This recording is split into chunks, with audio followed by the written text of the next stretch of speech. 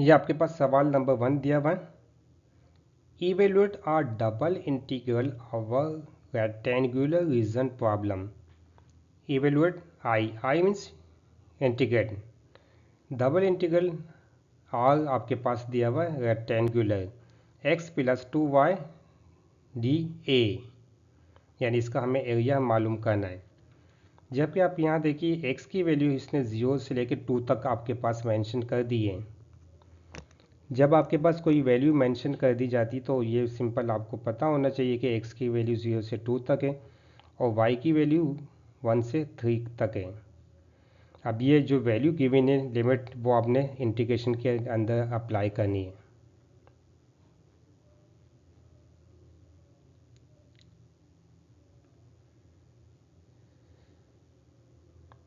ठीक है, आपने सवाल लिख लिया।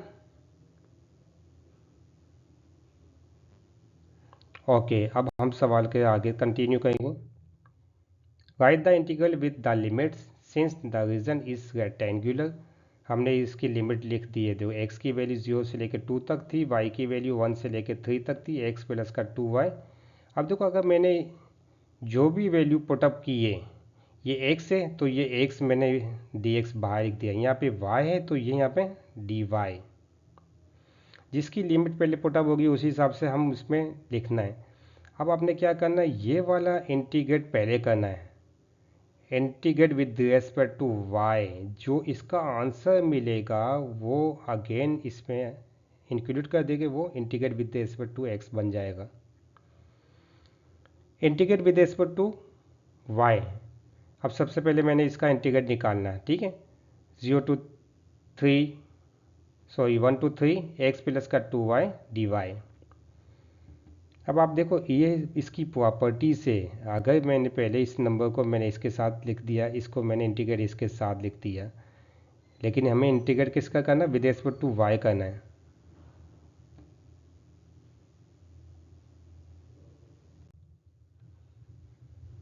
फर्स्ट टर्म, पहले टर्म के मैंने इंटीग्रेट किया विद रिस्पेक्ट टू y। अगर मैं y के करता हूँ तो ये x हमारे पास बाहर निकल जाएगा, तो y 0 to 1 to 3 ये इसमें लिमिट अप्लाई कर देंगे। x अपनी जगह होगी, जहाँ पे y होगा y की वैल्यू पुटअप वो कर देंगे। अपर लिमिट आपके पास माइनस लोअर लिमिट, तो 3 माइनस 1 तो 2x मिल गया। अब सेकंड का टर्म का मैंने इंटीग्रेट अलग से निकाला, क्योंकि यहाँ पर जगह कम थी, इस वजह से आपने कॉपी में अच्छी तरह से सही तरह से करना है। 1 to 3 2y dy। अब देखो 2 को मैंने बाहर निकाल दिया। अब ये y, जब y का इंटीग्रेट करता है y पे क्या लगेगा, स्क्वायर, जो स्क्वायर लगेगा तो वही नीचे आ जाएगा। अब ये 2 2 के साथ कैंसिल हो जाएगा, तो ये क्या बचेगा, y स्क्वायर 1 to 3, ये आपकी लिमिट है। अपर लिमिट अप्लाई कर देंगे तो 3 3 9 बन जाएगा। लोअर लिमिट अप्लाई कर देंगे 1 तो 9 माइनस का 1 8 बन गया।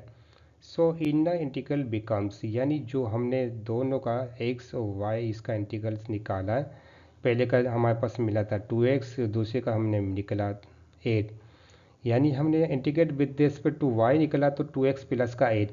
अब ये वाला फंक्शन हमें इस्तेमाल करना और with respect to x integrate करना है।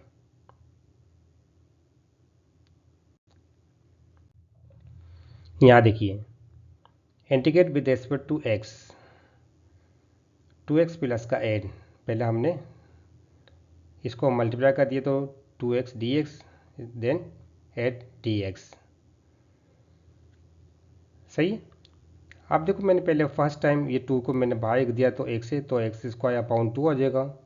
इसके बाद इसकी अपर लिमिट अप्लाई कर देंगे तो ये जो 2 2 से कैंसिल हो गया, अपर लिमिट अप्लाई कर दो एंड लोअर लिमिट अप्लाई कर दो तो इसका फोर आंसर मिलेगा। सेकंड पार्ट हमने किया 8x, x की वैल्यू हमारे पास 2 पुट कर देंगे तो 8 2 16।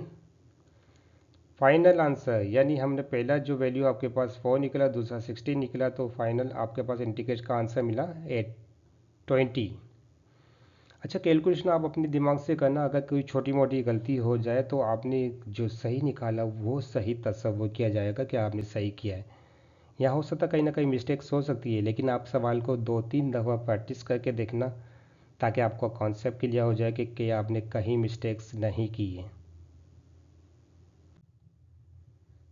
जो मैंने सवाल बताया इसी से कंसर्न एक आधा एग्जाम्पल आप भी बना के देखना, ताकि आपको कॉन्सेप्ट क्लियर हो जाए कि डबल इंटीग्रेशन के हम सवाल किस तरह से करते हैं। Okay, thank you.